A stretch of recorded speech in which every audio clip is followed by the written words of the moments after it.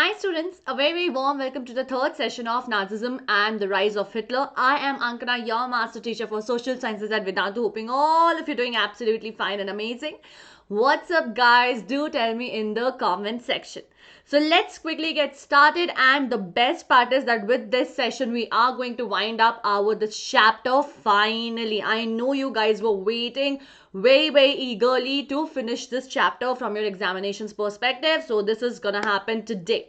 So let's get started. A quick reminder about the Vedantu Pro subscription, guys. As you know, you get so many advantages after being a part of it. Unlimited live classes, interactive replays, opportunity to compete with the students throughout the world, getting all your doubts solved, all your micro sessions, crash courses, everything available for you absolutely free. Where the link is given in the description box. It is also pinned in the comment section. The code is AKEPRO. Use the code and avail the discount that is there for you, waiting eagerly for you, just like how you were waiting for the session. I would love to see you guys on the platform in the live sessions. If not, we'll keep meeting here. Let's move forward. So guys, today we're going to finish our chapter. We'll start from the racial utopia and finish the rest of the topics. Let's get started. Now, if you remember, in the last session, we discussed about the racial utopia. The racial idea, how it started, right? How the gypsies were, all the other people who were considered to be not so pure, not so, inferior to the Aryan race, not of pure Aryan blood, were considered as undesirable, were considered as impure, and hence were being prosecuted. Like the gypsies, even the Russian and the, after, acquiring Poland, the Poles, all of these were considered to be impure, as a result of which they were either being prosecuted, for example the gypsies, or the Russians or the Poles, who were considered impure, inferior to the Aryan race, were made to work as slaves. They were slaved. Now over there, a lot of them were actually dying because of the hard work that they were doing, or because of starvation. So this is the condition that the situation led to when they started differentiating on the basis of races. And when it came to Jews, it was way beyond, humanity can imagine the kind of barbaric behavior that was done against them. So the reason with Jews was that they actually had a reason which went way back. They believed that they were the murderers, the killers of Christ. That was one. Second, they believed that they were the usurers, the people who used to lend out money and charge high interest, and that's how exploiting the other people. And because the Jews at this time, guys, had flourished a lot, okay, they were professionally, in terms of money, the most rich people in the society, and they were great businessmen. They have the knack for it, okay. So that is why they were looked down upon these peoples, and by these people. In fact, initially they were even barred from buying any land there. Then they were finally reduced to poverty. They were pushed to poverty, and ultimately they were compelled to leave the country, and ultimately they were killed by the Nazis. So that is what was happening, and then started a idea of building a utopia, a racial utopia, where only Germans, pure Germans, were there. Now when the war started, under the name of war, it kind of disguised their idea of, of this genocide. But a genocide is basically when you want to kill a particular race, religion, any particular targeted commune, in masses, okay. So that is what was happening, because they were killing the Jews, the gypsies, particular category which they were considering as impure, but mostly Jews were the target, and this was disguised under the World War, okay.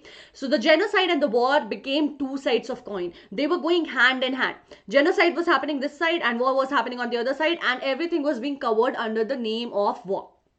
After the Germans occupied Poland, it was divided in two parts, okay. One, which is the north western part, was actually taken by the Germany. It was completely annexed and taken by force by Germany.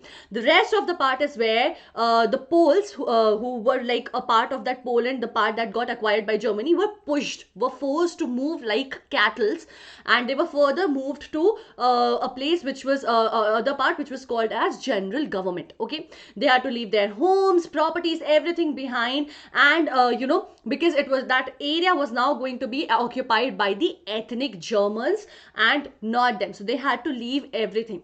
At the same time, the Poland's who were very intellectual, they were being killed in masses in large numbers as well. It was to kind of first scare the people who were intellectually and spiritually smart, at the same time to kind of gain their loyalty. Okay, so that was another idea that these guys had.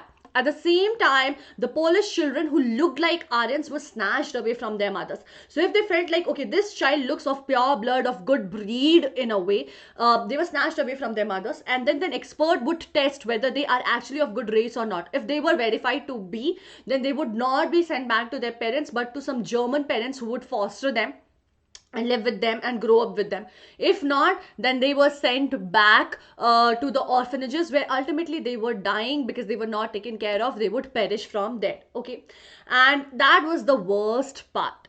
Then the general government also served as the killing fields for the Jews. That was also happening.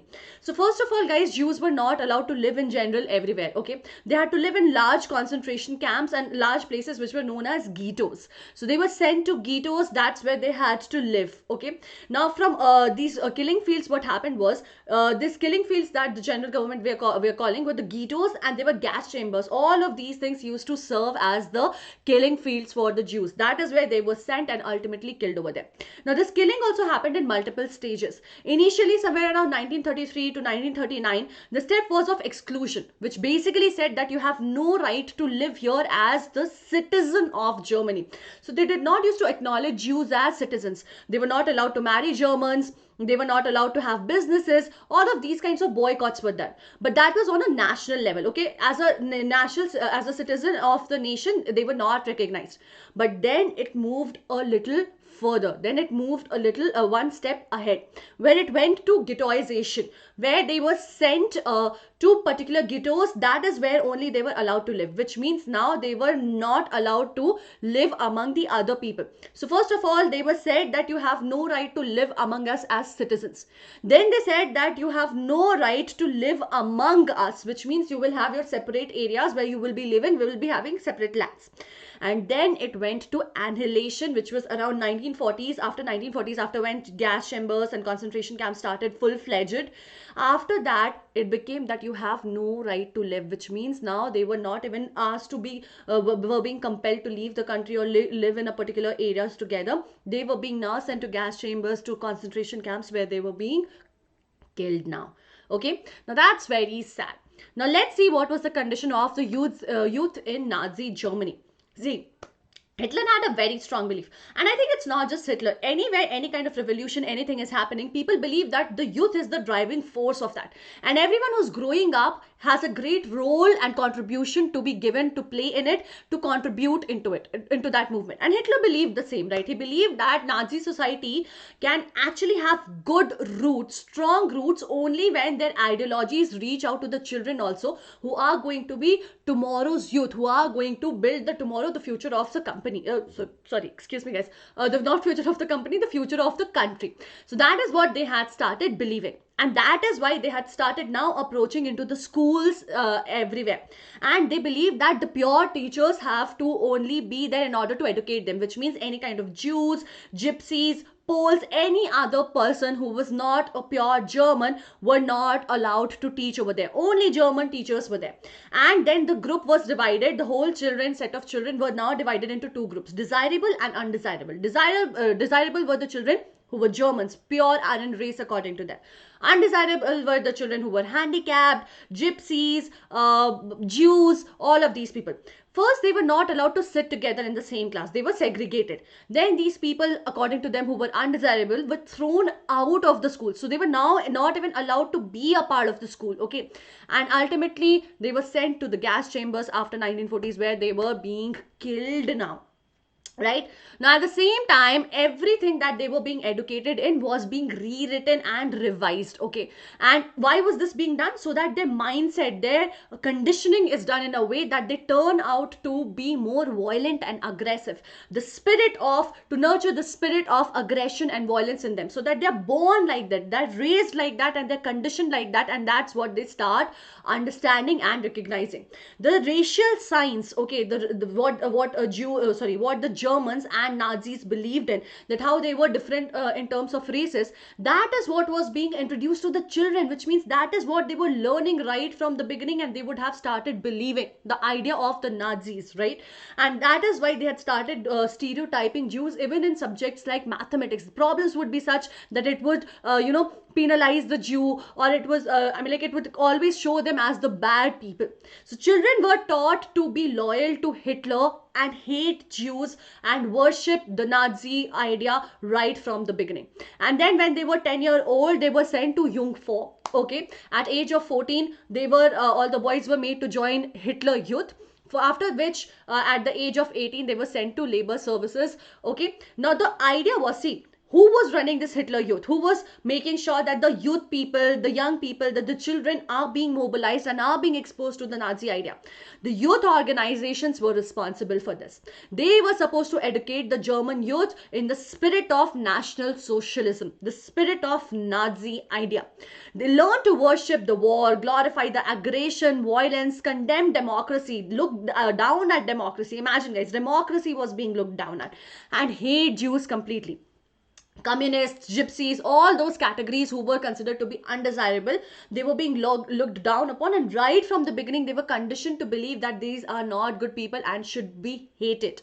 And then ultimately at the age of 18, after 18, they were supposed to join the labor services and become a part of at least one armed force, at least some armed forces, or the Nazi, one of the Nazi organizations, because this whole conditioning was done for that reason only. That was the sole purpose. They believed that if the children are conditioned that way, when they grow up, they are going to carry forward this idea. They are going to be the torch bearers of the Nazi idea. I'm sorry, guys, one second. I by mistake have clicked on the end. Yeah. Okay, so that is what happened. Then the Nazi cult of motherhood. Now, mothers, the women were also not left out of this. See, they believed that the women were racially different from men, which is true in a way, but not the way they explained it to be. Okay, they told that women were maybe more pure blood, and that is why they were constantly asked to bear more and more children. They were told to be good mothers and rare pure blooded RN children. In fact, he also said that equality between the men and women is going to destroy society. He considered women to be of a better race. Okay, and women were, as I told you, constantly you can say, they were being conditioned to believe that they're supposed to be good mothers and that they're supposed to have children. On the other hand, where the boys were being taught to be violent and aggressive. Why? So you can see clearly what's happening. A clear difference can be seen over here. They wanted the men to go ahead and fight the world, so they were being prepared for the war, whereas they wanted to have a pure, racial utopia where only Germans and pure blooded Aryans are there. So now the girls were being conditioned and mind washed to bear children and to be good mothers. So that is how the different approach was being taken towards the girls and the boys. And they were encouraged to produce more and more children, to produce many children. In fact, for this, award was also being given to them. And women were asked to stay away from the Jews, from the undesirables, not just the Jews, but all the undesirables. And in case if they were going to be involved with them, they were being punished for that. Women who bore racially undesirable children were punished, and those who produced racially desirable children were awarded, in fact. Hitler used to keep on saying that in my state, the mother is the most important citizen. However, not everyone used to receive the important, treatment. Why? Because people who would have undesirable children were punished. Okay, people who would not have pure-blooded Aryans or Germans. But whereas the mothers who did were awarded, and that is why we see a unequal treatment over here between the mothers as well. They were favored. People who would have more children and pure blooded children, they were given extra benefits and favors in terms of whenever they were good to hospital, they were given a better treatment. They were also entitled to discounts, concessions in shops. They were some price was waived off for them, and theater tickets and railway tickets were free for them. So such stuffs were being done to encourage the women to understand that this is the benefit that they're going to get in the society. So they should not have undesirable children. They should not get involved with the Jews, with any other breed. Okay, so this was all the idea, to encourage them to have more and more children. And some award was also given to them, some entitlement was also given to them. It was honor crosses were awarded. Okay, so honor crosses is the award that was given to them. A bronze cross was given for 4 children, silver for 6, and gold for 8 and more. Imagine, for gold people would want to do it, right? But they would have to have 8 or more children. So how many children a woman was supposed to have? And all the Aryan women who deviated from the prescribed code of conduct were publicly condemned and severely punished. Their heads were shaved off, their face was painted black, and they were made to walk the walk of shame among all the other people, which said that I have made my country, have sullied the honor of my country. I have not kept the respect of my country intact, which was so humiliating. Those who maintained the contact with Jews, Poles, Russians, they had to do this parade with the placards hanging around their neck. Now, many even received the jail sentences and lost their civic honor. Not just them, but everyone along with them in their family, their husbands and everyone else also had to go through, because it was declared as a criminal offense. Imagine, guys, being with someone else was actually considered as an offense, as an act of breaking the law. So with this, the art of propaganda, how did it start? How did they propagate it? They were very careful how they were dealing with the media. Why? Because the media is that one mode which kind of describes or takes away the true message to the entire world. So they were very careful while they were talking to the media that what kind of words and terminologies have to be used. They were very careful. They never used to use words like kill or murder when it came to Jews. In fact, they would use words like special treatment, final solution for killing of the Jews. For disabled, when they were killing them, they would use like euthanasia is what we are doing. So they were very, very careful with what kind of language they were using with media. They were very careful and also made sure what will have a greater effect. When they were sending people to the gas chambers, they would use words like evacuation. That we are doing just evacuation. We are sending them so that we can use this place like this. We are doing the process of euthanasia, because see, euthanasia is basically releasing a person from their pain because they cannot do anything. But the disabled could have easily lived their life in a better way. But because they thought that they were incapable, they were not pure blood, they were being punished for that, right? And the gas chambers were labeled as disinfection areas. So you can see the kind of terms that they're using. It sounds also very positive and needed in the society, which was their plan, and that is the propaganda that with which they were expanding and spreading out the idea of Nazism. They not just that, they would use different means to make the Jews look bad. They used films, pictures, radios, posters, etc. to spread hatred against the Jews. Propaganda films were created to make people hate Jews, and one of the most infamous movies of this sort is The Eternal Jew. Orthodox Jews were stereotyped and marked. People would, whenever think of a Jew, would think of in those with those qualities and characteristics and features only, which was in general spread out around everywhere. That is the impression that they had started having, that people had started having about Jews who did not knew them already. They were referred to as vermin, rats, pests, all of these things, which made them look really, really bad. And their movements were compared to those of rodents, of rats. Okay. Now, ordinary people and crimes against humanity. How did other people in general in Germany looked at, and in not just Germany, around also looked at Nazism? See, guys, most of the people were influenced by these movements. See, this is what was going on. This is the wave that was going on. So people had somewhat started believing that maybe if so many people are saying this, and the propaganda also, spread out the idea in a way that people were believing it to be true, that they had started looking from Nazis' eyes and spoke the same language as the Nazis. They also used to feel anger and hold hard feelings against the Jews, and whenever they would look at look at any Jew, they would want to punish them. They would hate them and want to take some revenge from them. They had even marked the houses of the Jews and reported suspicious neighbors. In fact, Jews were supposed to wear yellow stars as a mark that they are a Jew, and that they would be treated in a bad manner, so that everyone could recognize that this is the impure blood. So that was the kind of treatment that was happening. But at the same time, not everyone was believing this. Not everyone was influenced by Nazism. They generally, because there were people who generally believed that Nazism would bring prosperity and improve general well-being, because yes, Jews were very prosperous. They had control over most of the economy of the nation. But it was because they were capable of it. It was not because they were rats, rodents, vermin, and they had dominated anyone. They had earned all of that money, which the Germany under Nazi failed to kind of recognize and showed it all together in a different light. But of course, as I told you, not every German was a Nazi. Many of them organized active resistance to Nazism. They believed that this was a very, very inhumane behavior that people were doing, and that is why they were braving police repression and death as well. But at the same time, a large chunk of people, a large chunk of Germans were very apathetic, which means they were those people who were neither this side nor that side. They were completely indifferent to what was happening. Why? Because they were very passive. They were just onlookers who would just look at people of what is happening and would not react, because they were somewhere scared, were not so were kind of indifferent to go ahead and take a stand and protest. Right now, there were other people like Charlotte who had shown us how did the Jews at that time used to feel. The condition of the Jews was so bad that the light in which they were being put, guys, they started believing that maybe they are that bad. Even the stereotyping typing was to such lengths that these people had started believing that maybe we are at fault and we are that bad. That was the kind of effect of the whole ideology that people had started believing in, and the influence that it was happening on everyone.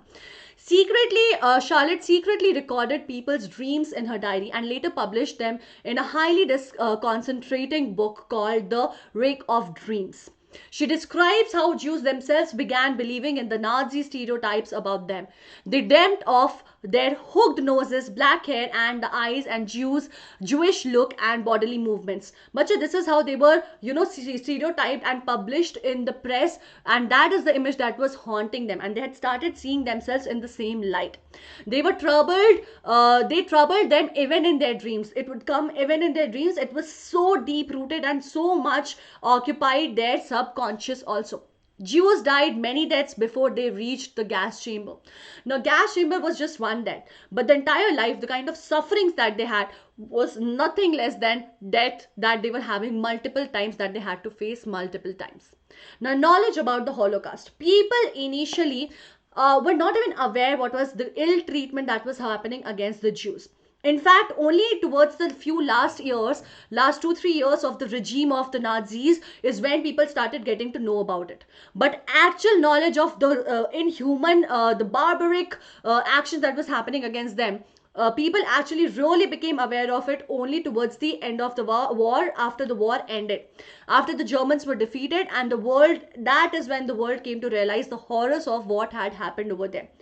The Jews wanted the world to remember the atrocities, the harshness, and the sufferings that they had to endure during the Nazi killing operations, and which is also known as Holocaust. So guys, we have to remember that, and we have to remember that nothing of this sort should ever happen again. And if anything of this sort is seen, we have to put a strong foot and nip it in the bud itself and not let it rise. Now, with this, we have finished this chapter. Let's quickly look at our homework question. In Germany, students between 10 to 14 years of age had to join an organization named as what? Was it Jungwerk, Hitler's Youth, Volkswagen, none of the above? Okay, and let's with this end the session today. Thank you so much for being here. It was a super fun session. I hope you enjoyed too. Do tell me in the comment section, how did you like this session now that the chapter is over? Whatever doubts you have, make sure to put it in the comment section so that I can take it in the doubt session and the mentee. At the same time, guys, do not forget to put your answers in the comment section, not just in the live chat, because leaderboards will be taken from there only. And I will see you guys in the next session. Till then, stay home, stay safe, take good care of yourself. Have a great day ahead. Bye, students.